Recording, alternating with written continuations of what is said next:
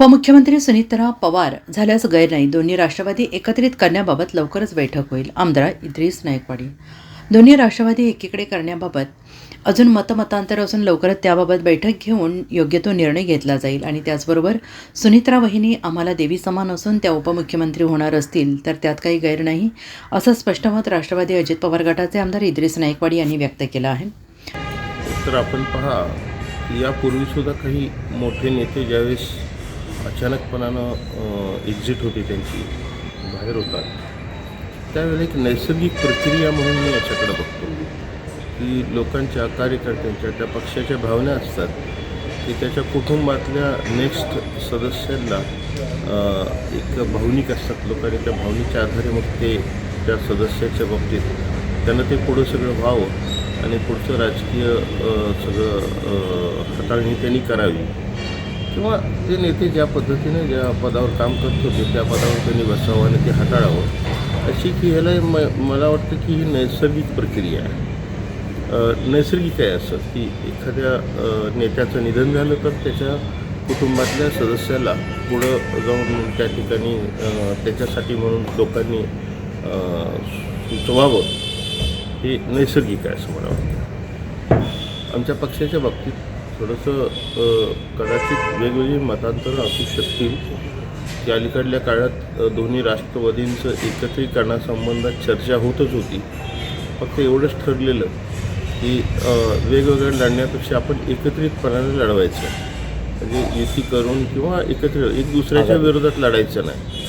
इथंपर्यंत एक धोरण निश्चित झालेलं होतं आणि त्याचीच प्रचिती म्हणून महापालिका निवडणूक असेल किंवा नंतरचे जिल्हा परिषद पंचायत समितीची निवडणूक असतील, त्यात त्या पद्धतीनं पक्ष सामोरे जात होता. आता हे खरं आहे, परंतु नक्की विलिनीकरणाबाबतीत काही ठोस पावलं उचलली गेली होती असं दिसत नाही आहे. आता या पुढच्या काळात दादांच्या अचानकपणानं निघून जाण्यानंतर मतप्रवाह आहेत की काही जणांचं मत असं आहे की आता आपण असं करू, दोघंही एकत्र येऊन एक विलिनीकरणाचा प्रक्रिया पूर्ण करूया, कारण आता दादासारखा एक खंबीर नेता आणि पाठबळ आता पक्षाकडे नाही आहे किंवा आपल्या मागं नाही आहे अशी कार्यकर्त्यांची भावना आहे.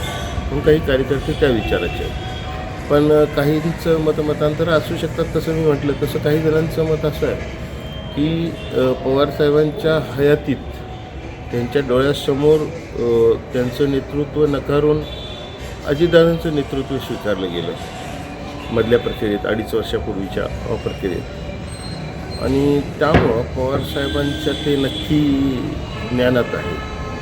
आणि आज जरी आपण एकत्र झालो तर उद्या न्यायाची वागणूक मिळू शकेल का असा एक प्रश्न अनेकांच्या डोक्यात, की मग पवारसाहेब बाबा हे माझ्या हयातीत माझ्या डोळ्यासमोर ह्यांनी माझी साथ सोडून अजितदादांची साथ दिली होती किंवा त्यांच्याबरोबर गेले होते, ही भावना नक्की असेल.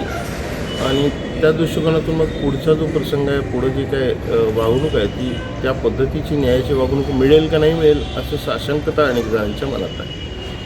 आणि म्हणून विलिनीकरणाच्या प्रश्नावर माझ्यासारख्या कार्यकर्त्यांना काही खाली बोलणं योग्य नाही. फक्त मी मतमतांतरं सांगितली तुम्हाला की काही जणांचं मत असं आहे आणि काही जणांचं मत असं आहे. स्वतः माझं मत विचारलं तर आज रोजी मी कुठल्याही मतावर ठाम नाही आहे, कारण हे अचानक अशी घडलेली ही घटना आहे की या घटनेनं शून्य केलेलं आहे की या घटनेतनं सावरायला अजून काही वेळ जाणार आहे आणि त्यानंतर मग विचाराची स्थैर्यता प्राप्त होईल आणि त्यानंतर निश्चितपणानं आपण यासंबंधी बोलू शकू असं मला वाटतं. आणि त्यामुळं सुनीत्रा वहिनींचं तर निश्चितपणानं त्या एक देवी समान आहेत आमच्यासाठी, आणि खरोखर देवी आहे. जी राजकारणी माणसं आहेत आमच्या सकट म्हणा की आम्ही बाहेर लोकांच्यात वेळ देतो, लोकांच्यासाठी समाजकारणात वेळ देतो, राजकारणात वेळ देतो आणि पुढे जात असतो. पण माझं आमचं कुटुंब सांभाळतं कोण?